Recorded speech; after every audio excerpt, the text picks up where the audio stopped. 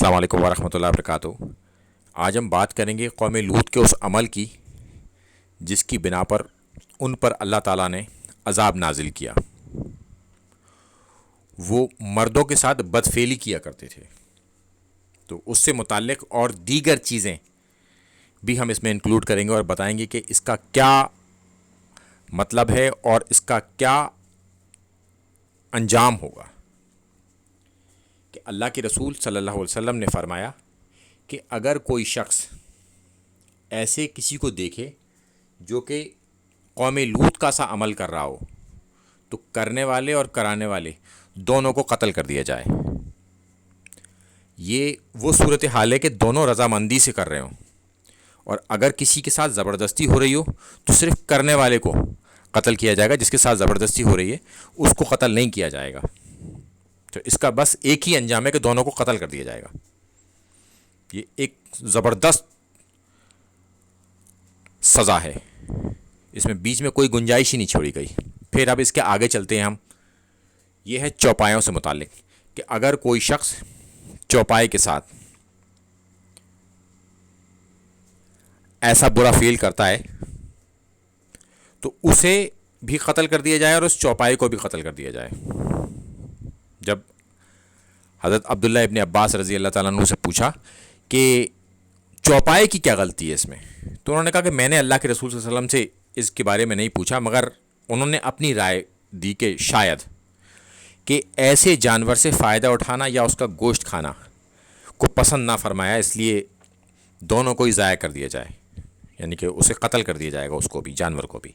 اب ہم چلتے ہیں اس کے ایک اور آگے پوائنٹ جس سے بھی ہمیں بچنا ہی چاہیے کہ اللہ تعالیٰ اس آدمی کی طرف نظر رحمت نہیں کرے گا جو مردوں کے ساتھ برا فیل کرتا ہو اور عورتوں کے ساتھ بھی پیچھے سے فیل کرتا ہو۔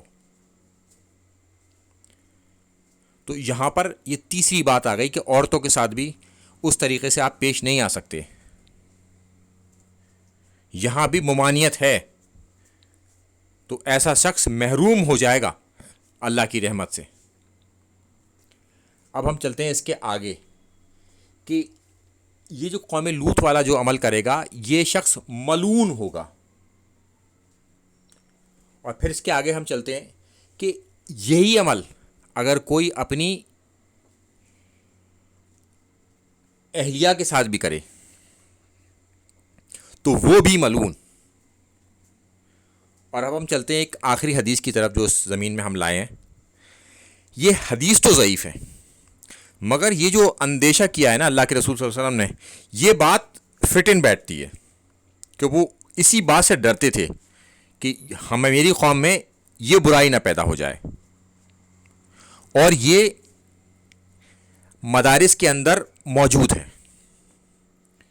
جتنے بھی زیادہ کیس پکڑے جاتے ہیں ایک بڑے ریشو میں وہ مدارس کے اندر ہی ہوتے ہیں یہ سارے، اور ان کو دبانے کی کوشش کی جاتی ہے مدارس میں۔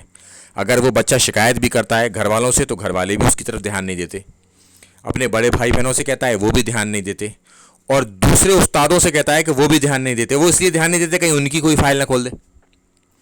تو ایسے بچوں کو دبایا اور کچلا جاتا ہے، پھر وہ بیچارے بچے مجبور ہو جاتے ہیں۔ اور اس طرح کی فرسٹ ہینڈ نالج آلموسٹ جو لوگ مدارس سے کنیکٹڈ ہیں سب کے پاس ہوتی ہے کہ اس طرح کا فیل ہوتا ہے وہاں پر، اور لگ بھگ سبھی جگہ یہ لوگ مبتلا ہیں اس کام میں۔ یہ مبتلا کیوں ہیں؟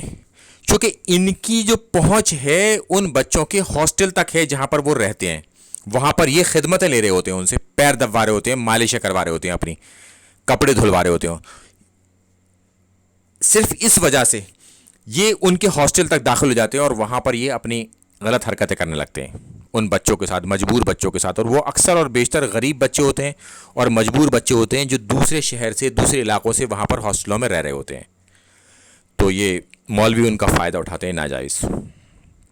تو ہمیں اپنے بچوں کو بالکل رات کے لیے کسی ہاسٹل میں نہیں بھیجنا چاہیے جہاں تک ہماری کوشش ہو سکے، اور ہم اپنے لڑکوں کو بھی اس طرح پالیں جیسے لڑکیوں کو پالتے ہیں، جب تک ان کی ریخیں نہ نکل آئیں، مونچھیں نہ نکل آئیں۔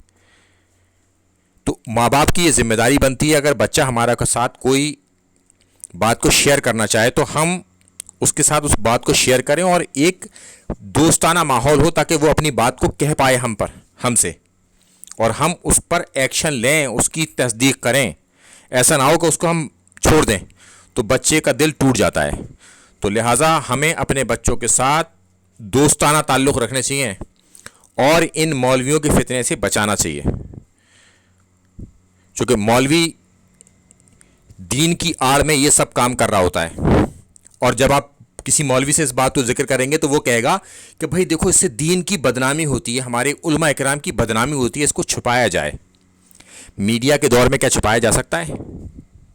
اور صرف اس ڈر کی وجہ سے کہ مولوی صاحب بدنام ہو جائیں گے تو ہم اپنے بچوں کے ساتھ زنا کرنے دیں، انہیں اغلام بازی کرنے دیں. یہ کوئی قانون نہیں ہے اس قسم کا.